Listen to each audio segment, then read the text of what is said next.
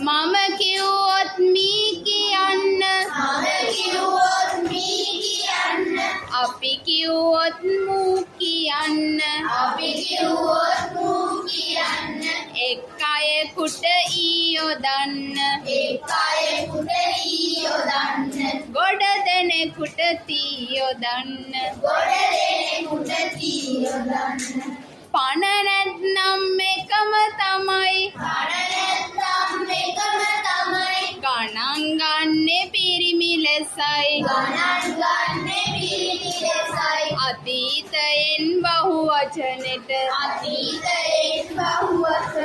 නෝය lawyer ලෙස යොදවයි තෝ නුඹ නම් හී යොදන්න තොපි නුඹලා හූ යොදන්න පණ නැත්නම් ඔහු යොදලා පණ දීලා නැගිටුවන්න